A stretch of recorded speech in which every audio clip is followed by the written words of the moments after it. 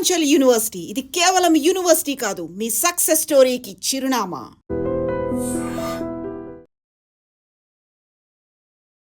నమస్తే, welcome to I dream social spotlight with కవిత.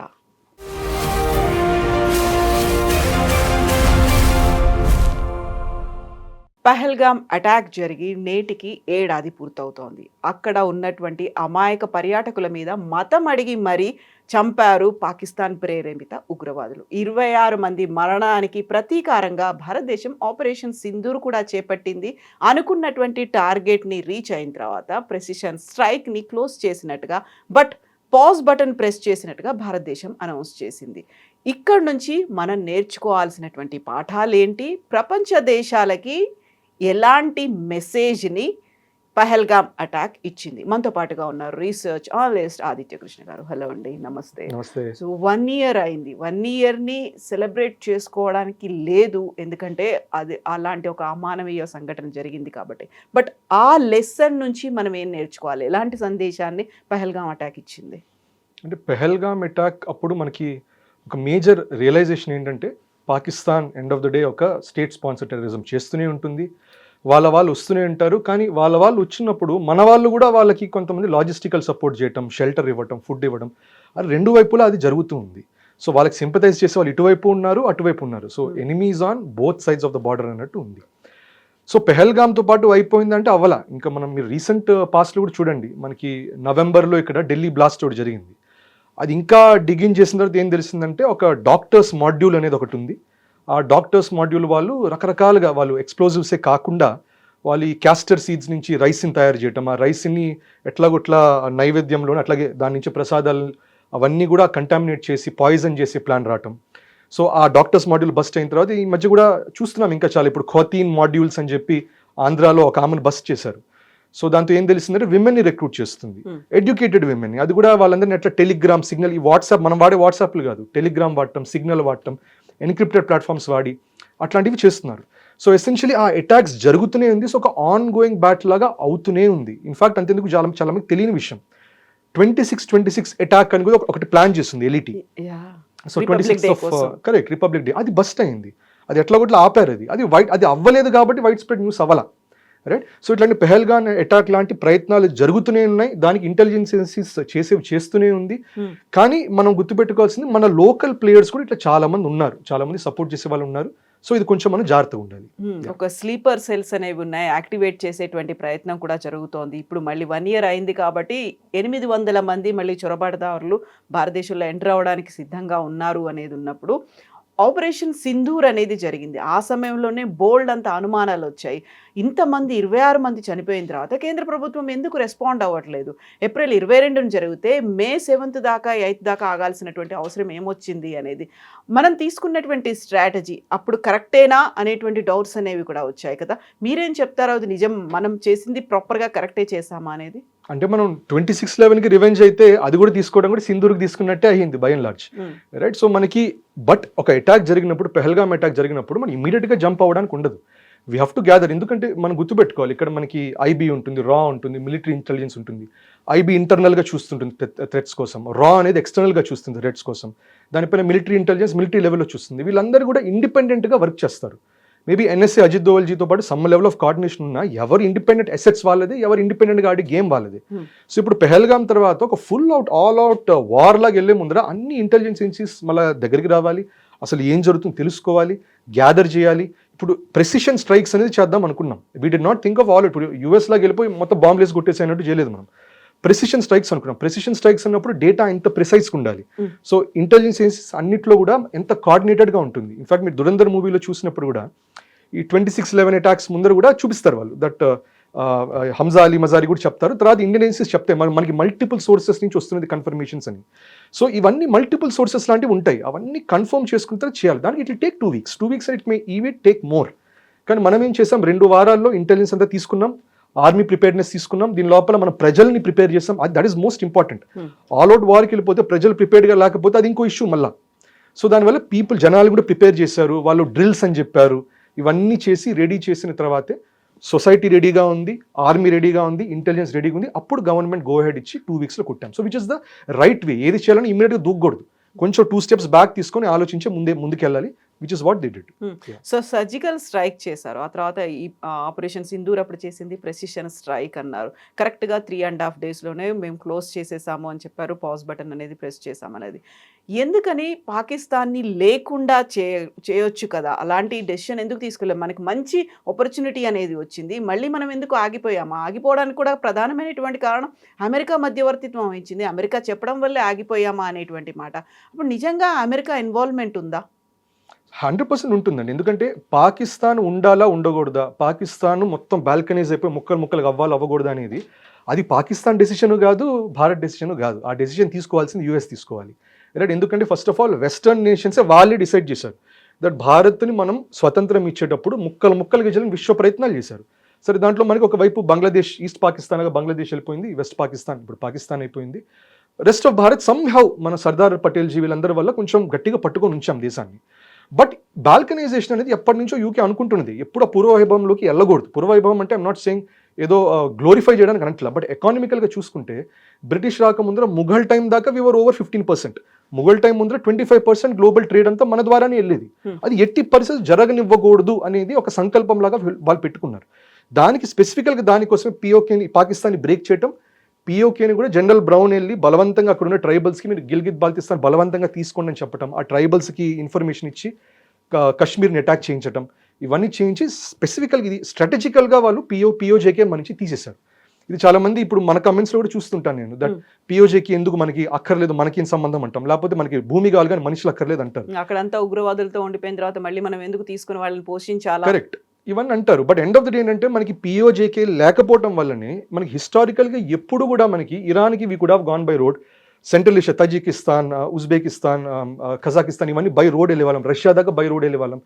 ఇవాల్టి ఎరాలో మనకి ఆయిల్ కూడా రష్యా నుంచి సీదా ఒక పైప్ లైన్ వచ్చేసేది, పిఓజేకే ద్వారా మనకి చేరిపోయింది, గుజరాత్ రిఫైనరీ దాకా కూడా చేర్చుండొచ్చు మనం.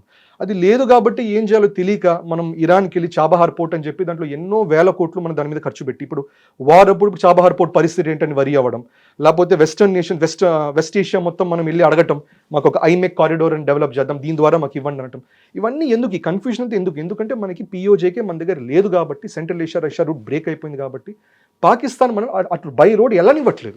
అండ్ బై సీ వెళ్ళాలన్నా కూడా పాకిస్తాన్ ఎప్పుడు కావాలన్నా అక్కడ ఏమన్నా చేయొచ్చు. అక్కడ అంటే పాకిస్తాన్ అంటే యూఎస్ ఎవరన్నా కూడా చేయాలనుకుంటే అక్కడ ఓషన్లో టార్గెట్ చేయొచ్చు, అరేబియన్ సీలో. సో ఈ ఇష్యూ ఉంది, దానివల్ల పిఓజేకి is very important for us.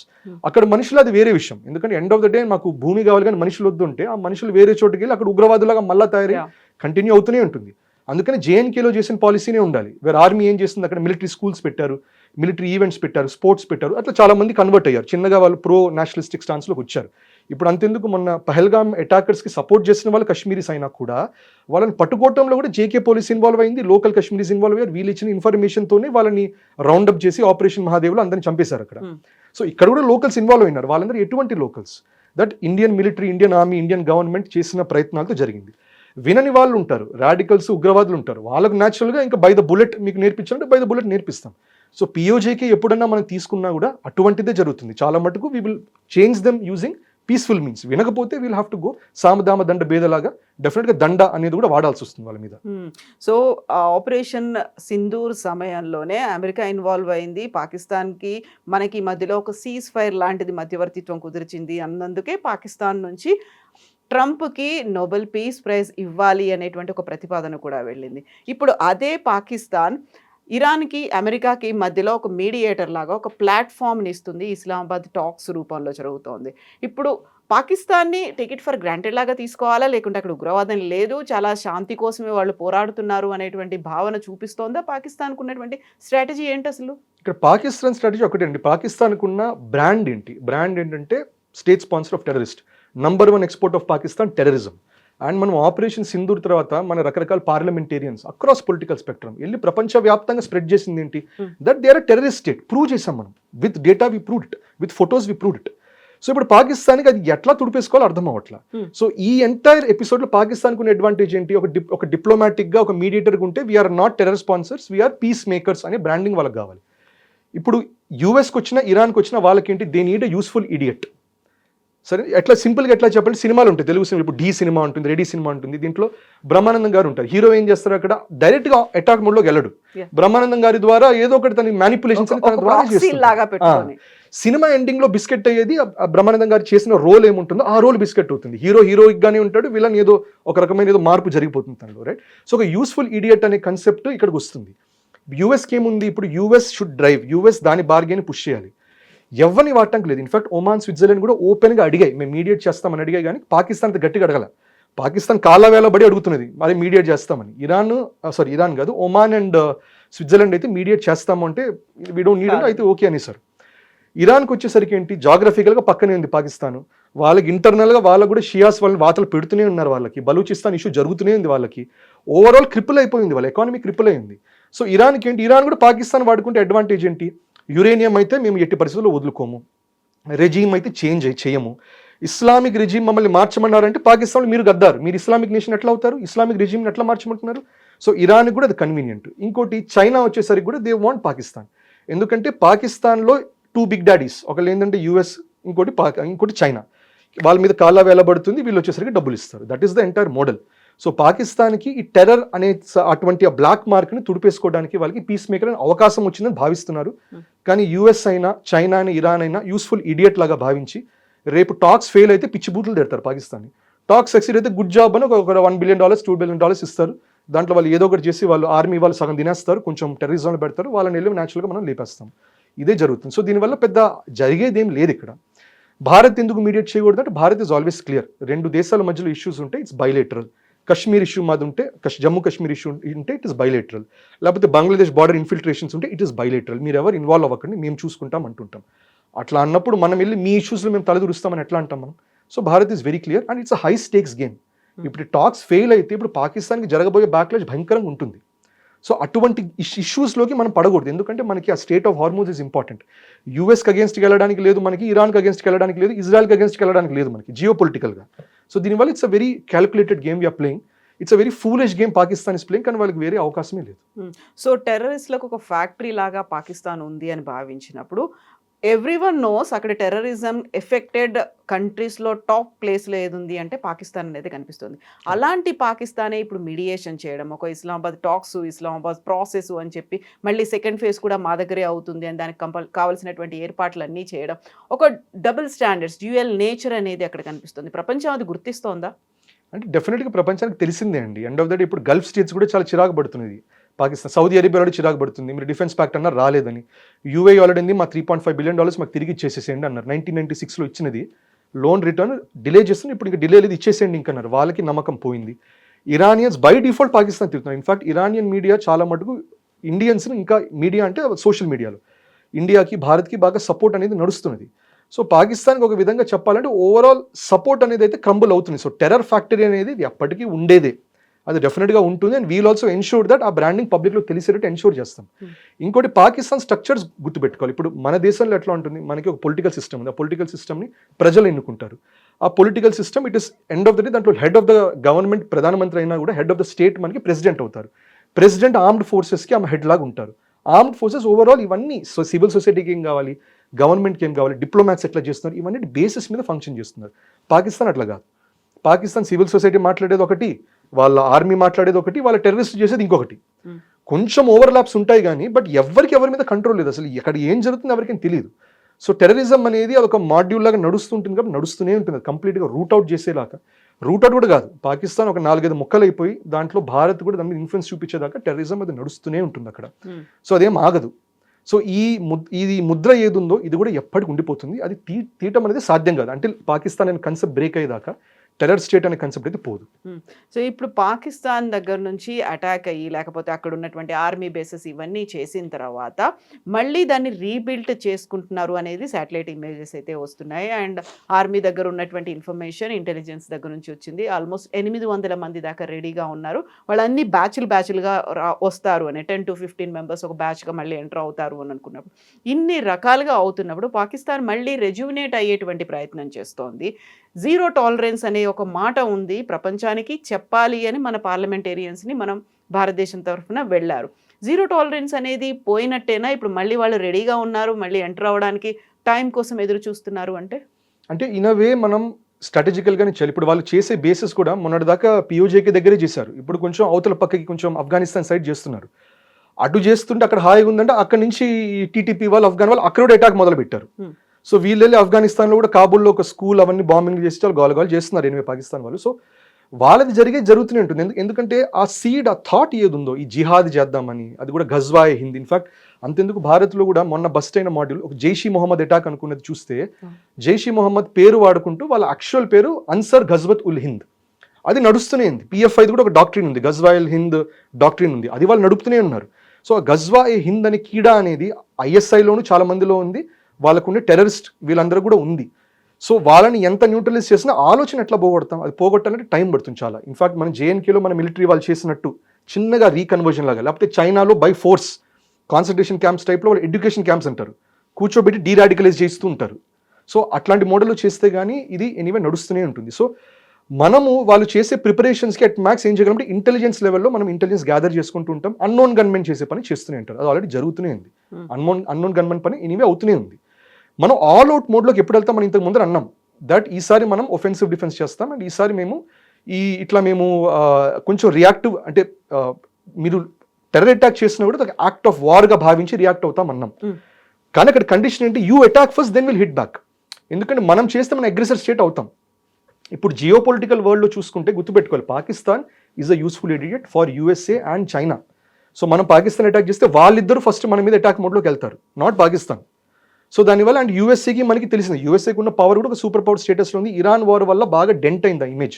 But end of the day still US is something, మనకి ట్రేడ్ రిలేషన్స్ మెయింటైన్ అవుతున్నాయి. చైనాతో కూడా we have good trade relations.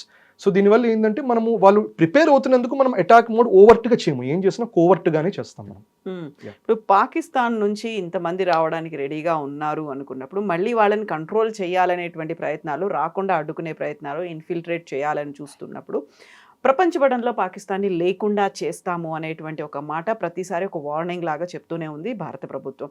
వస్తున్నారు అనుకున్నప్పుడు యాక్ట్ లాగా ఎందుకు చూడాలి, దానికి ఒక రియాక్షన్ లాగే చూడాలి. మనంతటా మనం ఎందుకని ఒక వార్ లాగా డిక్లేర్ చేయదు, మనకు తెలుస్తోంది అక్కడ ఏం జరుగుతుంది, వీ హ్యావ్ దట్ ప్రూఫ్స్.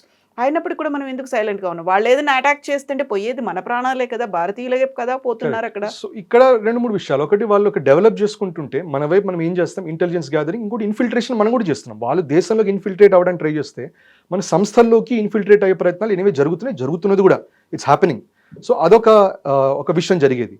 రెండోది, ఇప్పుడు పాకిస్తాన్ కూడా మనం ఎట్టి పరిస్థితుల్లో యాక్ట్ చేస్తామని తెలిసే వాళ్ళు ఇదంతా పీస్ మేకర్ పొజిషన్ దేనికోసం కావాలి. ఇప్పుడు వాళ్ళు పీస్ మేకర్ బ్రాండింగ్ ఉంటే భారత్ వెళ్ళి వాళ్ళకి ఏదో ఒక న్యూట్రలైజేషన్ జరుగుతుంటే, చూసారా మేము పీస్ మేకింగ్ చేస్తుంటే మమ్మల్ని చేయనివ్వట్లేదు, మా వాళ్ళని చంపుతున్నారు, పాపం సివిలియన్స్ వీళ్ళకి ఏం తెలియదు, వీళ్ళ నాన్న టీచరు, లేకపోతే వాళ్ళ నాన్న ఇది అగ్రికల్చర్ పాస్టరిస్ట్, సో ఇట్లాంటి వాళ్ళని అటాక్ చేశారని చెప్పి అది మళ్ళీ బ్రాండింగ్ మార్చి మనకి అగేన్స్ట్ చేస్తుంది. సో వార్లో ఎప్పుడైనా timing is very important, timing చూసుకొనే కొట్టాలి మనం.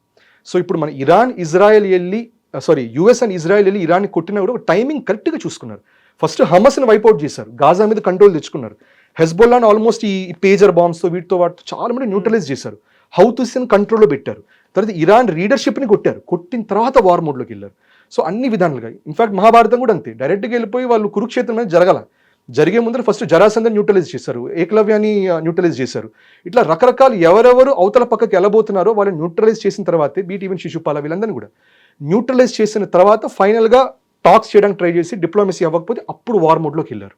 సో సేమ్ థింగ్ మనకు కూడా ఫస్ట్ న్యూట్రలైజేషన్ జరగాలి, అన్మోన్ గవర్నమెంట్ చేసేది వాళ్ళు చేయాలి, వాళ్ళకున్న ఇంటర్నల్ రిఫ్ట్స్ ఏమున్నా అది జరగనివ్వాలి.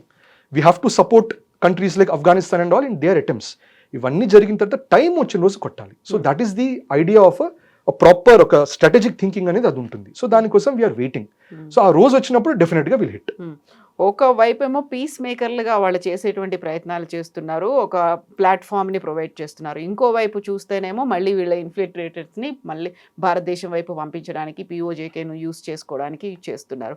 ఇక్కడే మళ్ళీ ఒక చిన్న సెటరికల్గానో సర్కాస్టిక్గానో వినిపిస్తోంది. గతంలో నోబెల్ పీస్ ప్రైజ్కి సంబంధించి వీళ్ళు రికమెండ్ చేశారు ట్రంప్కి ఇవ్వమని, ఇప్పుడు ట్రంప్ వీళ్ళకి రికమెండ్ చేస్తారు అనేటువంటి ఇంకొక నోషన్ కూడా రన్ అవుతూ ఉంది కదా.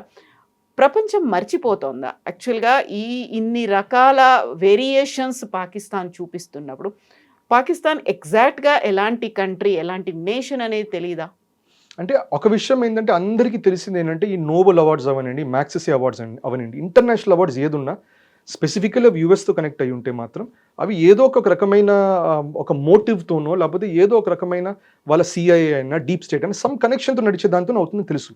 ఇప్పుడు ఇతను మనకి chief caretaker of Bangladesh Mohammad Yunus, ఆయన వచ్చినప్పుడు he was also Nobel prize winner, right? ఆయన యూఎస్ రిప్రజెంటేటివ్గా ఉన్నారు, అందుకని ఆయన అక్కడ పెట్టారు. ఇన్ఫాక్ట్ వెనుజువేలాలో మన ట్రంప్కి వస్తుంది అనుకుంటే వెనుజువేలా ఒక ఆమెకి ఇచ్చారు, మచాడో, కరెక్ట్. సో ఆమెకి ఇచ్చారు. ఆమెను ఇన్ఫాక్ట్ ఆమెను ఎట్లా పొజిషన్ చేశారు, నెక్స్ట్ మేము మదూరోని తీసేసిన తర్వాత ఈమెనే ప్రెసిడెంట్గా పెట్టబోతాం బ్రాండింగ్తో, రైట్? అది కూడా యూఎస్. తర్వాత ఎండ్ ఆఫ్ ది డే ఆమెను పెట్టలా, అక్కడ ఇంకేదో మళ్ళీ ఏదో జరిగింది. సో ఇక్కడ ఎక్కడ నోబెల్ ప్రైజ్ వచ్చినది ప్రపంచవ్యాప్తంగా పబ్లిక్లో మాసెస్లో ఓహో చాలా గొప్ప అనుకున్నా కూడా హై లెవెల్లో ఉన్న వాళ్ళందరికీ తెలిసింది ఇదంతా ఒక ఎజెండా డ్రివెన్ ఉంటుంది, ఇదంతా వాళ్ళు ఒక రకమైన ప్యాట్ ఆన్ ద బ్యాక్ టైప్లో. మనకు కూడా ఒకప్పుడు జరిగేది అట్లా, దట్ ఎవరన్నా ప్రో గవర్నమెంట్ ఉంటే వాళ్ళకి ఏవో కొన్ని అవార్డ్స్ ఇవ్వటాలు, స్టేట్ లెవెల్ నేషనల్ అవార్డ్స్ ఇవ్వటాలు, ఇవన్నీ ఏంటంటే మా గవర్నమెంట్కి ప్రోగా ఉన్నారు కాబట్టి మేము మీకు ఇస్తాము అనే ఉద్దేశంతో జరిగిందని అంటారు. మరి ఎంతవరకు నిజమో లేదో అది మన వ్యూవర్స్ వాళ్ళు ఆలోచించుకోవాలి. సో ఇది ఒకటి అందరికీ తెలిసిన విషయమే. ఇంకోటి ఈ పీస్ మేకర్ అనే branding Pakistan will do everything possible and end of the day. కానీ పాకిస్తాన్కి ఎప్పుడు యూఎస్ సపోర్ట్ ఉన్నంత కాలం పాకిస్తాన్ నిలబడుతుంది. ఏ రోజు యూఎస్ డిసైడ్ చేసిందంటే దట్ పాకిస్తాన్ మనకు అవసరం లేదు అనుకున్న రోజు పాకిస్తాన్ పని కంప్లీట్గా అయిపోతుంది. సో పబ్లిక్కే కాదు, ఓవరాల్ ప్రపంచవ్యాప్తంగా కూడా memory is always short lived. So ఇప్పుడు ఇజ్రాయెల్ అవనివ్వండి, Israel and Bharat are friends, but మనకి ఒక హై లెవెల్లో మనకి ఇది చూస్తే ఒక స్ట్రాంగ్ మెమరీ అనేది ఉంటుంది.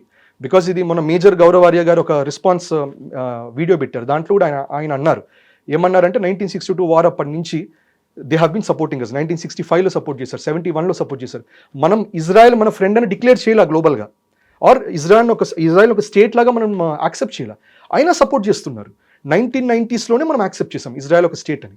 కానీ ఇవాళ మీరు మాసెస్లో చూసినా, చాలా మంది పొలిటికల్ సర్కిల్స్లో చూసినా ఇంకా చాలా మంది ఇజ్రాయెల్కి అగేన్స్ట్గా ఉంటారు, ప్రో ఇరాన్ ఉంటారు, రైట్? దాని తప్పేం లేదు, రైట్? సో ఎప్పుడు ఒపీనియన్ అనేది డివైడెడ్గానే ఉంటుంది, కొంచెం బయాస్డ్గానే ఉంటుంది. సో పాకిస్తాన్ మీద గుడ్ ఒపీనియన్ అనేది జనరల్గా రాదు, ఎవరికన్నా అది చూపించినా కూడా that is only to keep us in check. భారత్ని చెక్లో పెట్టడానికి ఒక రెండు సార్లు మెచ్చుకుంటారు పాకిస్తాన్ కూడా మెరిట్ వల్ల అయితే కాదు. సో ఇప్పుడు 2 రకాల యుద్ధాలు అనేది, ఆపరేషన్ సింధూర్కి సంబంధించి ఫ్యూ అవర్స్లోనే అనుకున్నటువంటి టార్గెట్ని మనం కంప్లీట్ చేశాం కాబట్టి దాన్ని పాజ్ బటన్ నొక్కి పెట్టాము అనేది. ఇప్పుడు జరుగుతున్నటువంటి ఈ war it is going on. ఇప్పటికి 53-54 days అయింది. ఆ తర్వాత ఎప్పటిదాకా అవుతుందో తెలియదు. యూజువల్గానే ప్లాన్ ఏ, ప్లాన్ బి అనేది ఉంటాయి. మన టార్గెట్ ఏంటి అనేది చూసుకున్న తర్వాతే వెళ్తాం కదా. ఈ రెండింటిని అబ్జర్వ్ చేస్తే ఏమనిపిస్తోంది మీకు? అంటే చాలా ఒక ఇంపార్టెంట్ థింగ్ ఏంటంటే మనం చాలా క్లారిటీగా ఉన్నాం, ప్రెసిషన్ స్ట్రైక్ అనుకున్నాం, క్లియర్ కన్సైజ్ ఆబ్జెక్టివ్స్ అనుకున్నాం. వీళ్ళ సివిలియన్ ఇన్ఫ్రాస్ట్రక్చర్ మనం ఎక్కడ కొట్టింది ఇప్పటిదాకా న్యూస్లోనే రాలేదు. సివిలియన్ ఇన్ఫ్రా ఎక్కడ డ్యామేజ్ చేయలేదు. ఇఫ్ ఎట్ ఆల్ టెర్రరిస్ట్ ఇన్ఫ్రాని మేజర్గా డ్యామేజ్ చేసాం, or civilian infra used by terrorist మనం డెఫినెట్గా అటాక్ చేసాం. అది కూడా ప్రిసైజ్గా ఫొటోస్ కూడా చూస్తే. సో వీవర్ క్లియర్, ఇది మా ఆబ్జెక్టివ్స్. ఇంకోటి మీరు చూస్తే ఇది కిరాణా హిల్స్ అక్కడ కూడా ఇది అన్డిక్లేర్డ్ కొన్ని కూడా ఉన్నాయి, కొన్ని టార్గెట్స్ అన్డిక్లేర్డ్ టార్గెట్స్. దాంట్లో కొంచెం న్యూక్లియర్ ఉందేమో అన్నారు. ఎందుకంటే కొంతమంది ఏం గమనించారంటే ఫ్లైట్ రెడార్ వాటిల్లో కూడా బోరాన్ క్యారీ చేస్తున్నటువంటి అటువంటి ఫ్లైట్స్ అన్ని ఫ్లై అయ్యి నూర్ ఖాన్ బేస్ దగ్గర, కిరాణా హిల్స్ దగ్గర అక్కడ తిరుగుతున్నాయి. ఆ తర్వాత కొన్ని ట్రెమార్స్ కూడా వచ్చాయి, చాలా భారీ భూకంపం వస్తోంది అనేది అవన్నీ అన్నారు. కానీ మోస్ట్ ఇంపార్టెంట్ ఇది బోరాన్ ఉండటం ఏంటి అక్కడ, ఎందుకంటే because boron is used for containing nuclear activity. So somewhere ఏదో న్యూక్లియర్ జరిగింది, అది ఓపెన్గా మనం చెప్పకపోయినా అప్పుడే యూఎస్ ఇన్వాల్వ్ అయింది, అప్పుడే యూఎస్ వచ్చి మీడియేట్ చేసినట్టు తెలుస్తున్నది. We say it is bilateral, but most people say that కాదు, కొంచెం యూఎస్ ఇన్వాల్వ్ అయింది. ఇన్ఫాక్ట్ పాకిస్తాన్ కూడా అరౌండ్ 60 డిఫరెంట్ ఒఫీషియల్ కాంటాక్ట్స్ పెట్టుకుంది యూఎస్ తో, దట్ ఏదో ఒకటి చేసి వార్ ఆపండి అని. జావెలిన్ అడ్వైజర్స్ అని చెప్పి యూఎస్లో ఉన్న ఒక ఏజెన్సీ కూడా, ఒక లాబింగ్ గ్రూప్ కూడా నెలకి $50,000 ఇంకా నడుపుతుంది. అది మా ఇమేజ్ సేవ్ చేయండి, భారత్ని సింధూర్ అది ఇంకా కంటిన్యూ అవ్వకుండా చేయకండి అని చెప్పి ఇది జరుగుతుంది. నీవే ఇప్పుడు యూఎస్ చేసిన అటాక్ చూడండి, వాళ్ళు ఏమంటారు రెజిమ్ చేంజ్ అన్నారు, అది జరగలేదు. ఇఫ్ ఎట్ ఆల్ మీరు ఇంకా రాడికల్ రెజిమ్ని పెట్టారు. యురేనియం ఆపాలన్నారు, మీరు ఆ నెటాన్స్ ఇస్ఫహాన్ దగ్గర ఒక ఆపరేషన్ చేశారు, ఫెయిల్ అయింది ఆపరేషన్. ఫెయిల్ అయ్యి అక్కడ ఉన్న మీ ఫ్లైట్స్ అక్కడ మీరు కోల్పోయారు. C-130 అవనివ్వండి, లేకపోతే మీ మీహాక్ ఎయిర్క్రాఫ్ట్స్ అవనివ్వండి, హెలికాప్టర్స్ అవనివ్వండి, ఏదైనా అవనివ్వండి. సో ఇవన్నీ వాళ్ళు లాసెస్ పొందారు. దాంతోపాటు వాళ్ళు స్టేట్ ఆఫ్ హార్మోస్ ఓపెన్ చేయాలంటారు. In fact state of Hormuz was always open. మీరు రావడం వల్ల అది కొత్త ఆబ్జెక్టివ్ లాగా మారింది. అది కూడా ఇప్పుడు ఇరాన్ బ్లాకేడ్ చేయటం, దానికి వచ్చి ఫర్దర్ బ్లాకేడ్ మళ్ళీ యూఎస్ చేయటం. సో ఆబ్జెక్టివ్ వైజ్ ప్రిసైజ్గా అవ్వాల. సో అసాసినేషన్స్ చేశారు, టార్గెటెడ్ అసాసినేషన్స్ చేశారు, కానీ ఎండ్ ఆబ్జెక్టివ్ అనేది యూఎస్ అనుకుంది అదైతే జరగలే.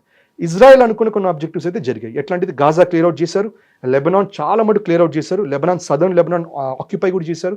సో ఇజ్రాయెల్ ఆబ్జెక్టివ్స్ చాలా మటుకు మీట్ అయింది, except for regime change. So ఈ రెండిట్లో కంపేర్ చేస్తే in terms of declared objectives, declare చేసిన దాంట్లో యూఎస్ చేసింది చాలా మటుకు హోల్డ్ అవ్వాల. కానీ భారత్ ఏమేమి సింధూర్లో డిక్లేర్ చేసిందో చాలా మటుకు రీచ్ అయింది. ఇన్ఫాక్ట్ ఎవరు ఆ పర్పెట్రేటర్స్ ఆఫ్ పెహల్గామ్ అటాక్ వాళ్ళ ముగ్గురు కూడా సింధూర్ కాకపోయినా సింధూర్కి అడ్జసెంట్గా వచ్చిన ఆపరేషన్ మహాదేవ్లో న్యూట్రలైజ్ అనేది చేశాం. సో ఆబ్జెక్టివ్స్ అయితే మీట్ చేసాం మనం, at least stated objectives. Unstated objectives కొన్ని ఉన్నాయి. POJK is unstated, right. So if at all పాకిస్తాన్కి ఇంకా వాళ్ళ ఆర్మీని గట్టికి కొట్టడం అదొక అన్స్టేటెడ్ ఆబ్జెక్టివ్. ఇవన్నీ మనం స్టేట్ చేయలేదు, ఉందో లేదో కూడా తెలియదు మనకి, ప్రజలకి పబ్లిక్గా తెలియదు. సో ఐ థింక్ ఇక్కడ కూడా ఒక లెర్నింగ్ లెసన్ ఇంపార్టెంట్ ఏంటంటే మనం వార్ మోడ్లో వెళ్ళినా కూడా కొంచెం కామ్గా బ్యాలెన్స్డ్గా బిహేవ్ చేయటం, స్ట్రక్చర్డ్ కోఆర్డినేటెడ్గా చేయటం, ఇట్స్ వెరీ ఇంపార్టెంట్. యూఎస్లో మనకి అది కనబడలా. మనకు తెలిసిందేది దట్ వాళ్ళకున్న ఆర్మీ చీఫ్ని, ఆర్మీ ట్రైనింగ్ ఆఫీసర్స్ అందరినీ వాళ్ళు తీసేశారు. దట్ ఆర్మీకిను మా సివిలియన్ గవర్నమెంట్కి డిసగ్రీమెంట్స్ ఉన్నాయి, ట్రంప్ విజన్ ఫాలో అవ్వట్లేదు, పీట్ హెక్సెత్ అని చెప్పి తీయించేశాడు జాబ్స్ అది. సో అది మనం చూడలేదు. మనకి సింధూర్ జరుగుతున్నప్పుడు అందరూ కోఆర్డినేటెడ్గా ఉన్నారు. ఇవాళ దాకా కూడా we are maintaining that command structure. So ఇక్కడ చాలా మటుకు డిసిప్లిన్ వైజ్లో we are seeing that Bharat is showing discipline which even a super power like US కొంచెం ఫెయిల్ అవుతుంది చూపించడంలో. ఇప్పుడు అమెరికాకి సంబంధించి పీస్ టాక్స్ అనేది ఇస్లామాబాద్లో జరగబోతాయి. జేడీ వ్యాన్స్ రెడీగా ఉన్నారు ఫ్లై చేసి ఇస్లామాబాద్ రావడానికి అనుకున్నప్పుడు. మళ్ళీ మన దగ్గర నుంచి కూడా ఒక టీం వెళ్ళింది ట్రేడ్ టాక్స్ కోసం, యూఎస్కి వెళ్ళింది, అక్కడ ట్రేడ్ టాక్స్ అనేవి కూడా జరుగుతున్నాయి. సో అమెరికా అందరితో కూడా సేమ్ ఈక్వల్ డిస్టెన్స్ మెయింటైన్ చేస్తుంది, అలాగే ఈక్వల్గా ఫ్రెండ్షిప్ అనేది కూడా ఉంది అనుకున్నప్పుడు మనం ప్రెషర్ పెట్టడానికి ఉంటుంది. ఇప్పుడు 800 మంది బార్డర్ క్రాస్ చేయడానికి రెడీగా ఉన్నారు అనుకున్నప్పుడు జీరో టాలరెన్స్ అనేది మళ్ళీ దాన్ని ఏమైనా తెర మీదకి తీసుకొస్తారా, లేకపోతే ఏదైనా జరిగితే మాత్రమే చూద్దాము అనే దాంట్లో ఉన్నారా? అంటే జరిగిన తర్వాత ఓవర్ట్గా చేయాలి, పబ్లిక్లో తెలిసేటట్టు చేయాలి, ఒక మెసేజ్ అనేది వెళ్ళాలి. కానీ అది జరగక ముందర ఏంటంటే కోవర్ట్గా జరగాలి, సైలెంట్గా జరగాలి, ప్రివెంటివ్గా జరగాలి. మనం అనుకున్నాం 26 అటాక్స్ అనుకున్నాం. ఇది పబ్లిక్లో ధూమ్ ధామ్ చేసి న్యూస్లో మొత్తం పబ్లిసైజ్ చేయలేదు. వాళ్ళు సైలెంట్గా వాళ్ళు ఆపరేషన్ చేశారు, న్యూట్రలైజ్ చేశారు, అయిపోయింది, క్లోజ్ అయిపోయింది సబ్జెక్ట్. ప్రజలకు తెలియదు కూడా అది. సో చాలా మటుకు ఇప్పుడు ఇవాళకి కూడా ఇంటెలిజెన్స్ ఏజెన్సీస్ లోపల ఎన్నో అటాక్స్ని ఫాయిల్ చేస్తున్నారు. ఎన్నో, ఒకటో రెండో కాదు, ఎన్నో అటాక్స్ ఫాయిల్ చేస్తున్నారు. పొరపాటున మిస్ అయ్యి, ఇన్ఫాక్ట్ మనకి ఆ ఫ్యామిలీ మ్యాన్లో వచ్చిన స్టేట్మెంట్ లాగా, లేకపోతే అజిత్ దోవల్జీ వాళ్ళందరూ కూడా మాట్లాడే ఒక స్టేట్మెంట్ కూడా ఏంటంటే they just have to be right once, we have to be right every single time, we have to win every time, they have to win only once. So అది ఎనీవే అది జరుగుతుంది. ఇప్పుడు మనకున్న మేజర్ కన్సర్న్స్ ఇక్కడ మన diplomats యూఎస్లో ఉన్న, ఖతార్లో కూడా ఉన్నారు, యూఏఈలో కూడా ఉన్నారు. సో ఇవన్నీ జరుగుతున్నాయి. దాంట్లో ఒక మేజర్ కన్సర్న్ మనకి ఏముందంటే హార్మూజ్లో కూడా వెస్ట్ ఆఫ్ హార్మూజ్, ఇంకా వెస్ట్ ఆఫ్ హార్మూజ్ అంటే ఇటువైపు మనకి ఒమాన్ వైపు కాకుండా ఇరాన్ పక్కకి దాదాపుగా 343 సెయిలర్స్, సీ ఫేరర్స్ వాళ్ళు ఇంకా ఆ ఓషన్స్లో ఉన్నారు, అక్కడ ఇరుక్కుపోయినారు as on today, as we speak. వాళ్ళని ఎట్లా కూడా ఇవాక్యువేట్ చేయించడం అదొక మన హై ప్రయారిటీ అది. ఇంకోటి 13 వెజల్స్ క్రూడ్ ఆయిల్తోను, ఎల్ఎన్జీతోను, ఎల్పిజితోను వెస్ట్ ఆఫ్ హార్మూజ్లో ఉన్నాయి. వాళ్ళందరినీ ఎట్లా కొట్లా మనం ఇవాక్యువేట్ చేయాలి. సో ఇది మనం ఓవర్ట్గా జరుగుతున్నాయి, ఓవర్ట్ అటెంప్ట్స్ జరుగుతున్నాయి, డిప్లొమాటిక్గా ఫుల్ ఆన్ చేస్తున్నాం. ఆ 800 ఇన్ఫిల్ట్రేటర్స్ అవన్నీ రావటం కూడా రానిండి, let them come. Most of them are not going to make it through. వచ్చినా కూడా ఇప్పుడు మొన్న కూడా జరిగింది ఒక ఇన్ఫిల్ట్రేషన్ జరుగుతుంటే అది ఆర్మీ వాళ్ళే బస్ట్ చేసి అక్కడ, ఇన్ఫాక్ట్ బస్ట్ చేయడమే కాదు, జరిగిన అక్కడ ఎన్కౌంటర్లో బిహేడింగ్ కూడా జరిగింది. ఆ పాకిస్తానీ వాళ్ళని బిహేడింగ్ కూడా చేశారు. ఆ వీడియోస్ కూడా వచ్చాయి బయటికి. అది కూడా ఒక స్టేట్మెంట్ లాగా చూపించాం, that we will not let you go, సర్తన్ సే చూద్దాం, మీరే కాదు మేము కూడా చేయగలమని చూపించారు ఆర్మీ వాళ్ళు. సో అది వాళ్ళు చేస్తున్నారు. బట్ ఇవన్నీ చాలా మటుకు కోవర్ట్గా ఉండాలి, ఎందుకంటే ఓవర్ట్ అయ్యే కొద్దీ ప్రజల్లో కూడా ఒక భయం అనేది వస్తుంది. అండ్ ఇన్ఫాక్ట్ ఇన్వెస్ట్మెంట్స్ కూడా, అమ్మో 800 మంది వస్తున్నారు, మనం బిజినెస్ ఎట్లా పెడతాం, ఇన్వెస్ట్మెంట్స్ ఎట్లా చేస్తాం, బిజినెస్ వాళ్ళు కూడా వెళ్ళిపోతారు. సో దానివల్ల ఇవన్నీ కోవర్ట్గానే మనం చేయాలి. ఫైటర్ జెట్లు కూలిపోయాయి భారతదేశానికి సంబంధించి అనేటువంటి మాటని రిపీటెడ్గా పాకిస్తాన్తో పాటుగా అమెరికా కూడా చెప్తూ వస్తుంది. దాంట్లో మాత్రం కూలిపోలేదని చెప్తున్నప్పటికీ ఎంత నష్టం జరిగింది అనేటువంటి మాటని మాత్రం మనం చెప్పలేదు. ఒక సక్సెస్ని చూపించాం తప్ప దాని వెనకాల ఉన్నటువంటి లాసో వీటన్నిటిని ఎందుకు బయట పెట్టలేదు అనేటువంటి మాట ఇప్పటికి కూడా ఉంటుంది. సో ఇక్కడ ఏంటంటే అందరికీ తెలిసిన విషయం అండి. ఇప్పుడు రష్యా యుక్రెయిన్ జరిగే వాళ్ళు ఎన్నో రష్యన్ జెట్స్ కూలిపోయాయి, యుక్రెయిన్ జెట్స్ కూలిపోయాయి. అంతెందుకు ఇరాన్తో యుద్ధం చేస్తూ యూఎస్ C-130s పోయాయి, వాళ్ళ హెలికాప్టర్స్, అపాచీ హెలికాప్టర్స్ పోయాయి, లైట్ వెయిట్ హెలికాప్టర్స్ పోయాయి, ఇవన్నీ పోతూనే ఉన్నాయి వాళ్ళకి, రైట్. సో అది కాకుండా వాళ్ళకి తెలిసిందే F-15s కూడా 5-6 పోయాయి. కొన్ని వాళ్ళు ఫ్రెండ్లీ ఫైర్ మాకు మేమే కాల్చుకున్నారన్నారు, అట్లా అంటారు వాళ్ళు. సో ఒక వార్ అనేది జరిగినప్పుడు డెఫినెట్గా ఫైటర్ జెట్స్ పడతాయి. ఇప్పుడు యూఎస్ కూడా ఎన్నో పడ్డాయి, అది వాళ్ళు పబ్లిసైజ్ చేసుకోవట్లేదు. ఇరాన్ పబ్లిసైజ్ చేసింది, కానీ అక్కడ వాళ్ళు డౌన్ ప్లే చేసుకుంటున్నారు. సో మనకు వచ్చేసరికి అది వాళ్ళు కంటిన్యూస్గా అది ఎందుకు అన్నారంటే వాళ్ళు ఇన్ వే ఏంటంటే it is also business war. వాళ్ళు లాక్హీడ్ మార్టిన్ ద్వారా మనకి F-35s అమ్మాలనుకుంటున్నారు. మనం రఫేల్కి ఎక్కువ మనం ప్రిఫరెన్స్ ఇస్తున్నాం, అంటే సూఖాయ్కి ప్రిఫరెన్స్ ఇస్తున్నాం. ఇంకో విషయం ఏంటంటే మనకి టెక్నాలజీ ట్రాన్స్ఫర్కి మొన్నటిదాకా రఫేల్ వాజ్ ఓపెన్, ఇప్పుడు ఓపెన్గా లేదు. So now we are considering Sukhois from Russia. So ఇక్కడ ఏంటంటే వాళ్ళకి రఫేల్ మార్కెట్ని కూడా కొట్టాలి, F-35ని సెల్ చేయాలి. దీనికోసం కూడా పాకిస్తాన్ చెప్పిన అబద్ధం ఇది. ఈ 60 అంటారు, నిజమో కాదో తెలియదు, అయ్యుండొచ్చు అవ్వకపోవచ్చు. మనం రేజ్ చేయాలి, ఎన్ని ఫైటర్ జెట్స్ కొట్టాం మనం రేజ్ చేయడం, ఇట్స్ ఇర్రెలవెంట్ ఫర్ అస్. మనం రేజ్ చేయకపోవడానికి ఇంకో కారణం ఏంటంటే we don't want to upset US కదా. So we will not say that ఇన్ని F-15s పడిస్తాం, ఇన్ని F-22s పడిస్తాం, మనం చెప్పాల్సిన అవసరం మనకి లేదు. ఎందుకంటే business relation is also important. Pakistan this nothing to lose, వాళ్ళకి ఎకానమీ ఏం లేదు, వాళ్ళకి ఎవరితో రిలేషన్స్ లేదు, మా అయితే యూఎస్ చెప్పింది చేయాలి. సో యూఎస్ ఏమంటుంది, మా లాక్హీడ్ మార్టిన్ అయితే నువ్వు కొంచెం ప్రొటెక్ట్ చేయి. చైనా ఏమంది, మా డిఫెన్స్ ఎక్విప్మెంట్ నువ్వు ప్రొటెక్ట్ చేయన్నారు. దానికోసం ఈ ఫేక్ ఫేక్ అనాలో లేకపోతే ఎగ్జాజరేటెడ్ ప్రొపగాండానో వాళ్ళు చేశారు. సో వాళ్ళకి ఆపరేషన్ సింధూర్ మొత్తంలో పాకిస్తాన్కున్న ఏకైక ఒక విజయం ఏంటంటే, ఒకటి 6060 అంటారు, దానికి ట్రంప్ను చైనా వాళ్ళు అవును కరెక్ట్ అని చప్పట్లు కొట్టారు. అంతకు మించి వాళ్ళకి ఎటువంటి విజయం అనేది లేదు. వార్లో ఇది జరుగుతుంది, losses will be there, it is an accepted fact. So ఆ ప్రొపగాండాని మనం ఇగ్నోర్ చేయటమే అది. Yeah. సో ఇప్పుడు ఏం జరిగినా ఎలా ఉన్నటువంటి పరిస్థితులైనా కానీ వీఆర్ ఆల్ సెట్ అనేటువంటి ఒక మెసేజ్ ఆర్మీకి ఇచ్చింది, అలర్ట్గా ఉండండి అండ్ ఇమ్మీడియట్గా రియాక్ట్ అవ్వండి అనేటువంటి ఒక మాట కూడా చెప్పింది. సో దాన్ని సైలెంట్గా వాళ్ళు ఏం చేయాలి అనేది ఓవర్ట్ అవుతున్నారా లేకుంటే కోవర్ట్గా చేస్తున్నారా, అన్నీ సైలెంట్గా చేసుకుంటూ పోతున్నారు. అందరికీ అన్నీ చూపించాల్సిన అవసరం, చెప్పాల్సిన అవసరం లేదు. Absolutely not. Yep. Yes, thank you so much అండి, థ్యాంక్ యూ.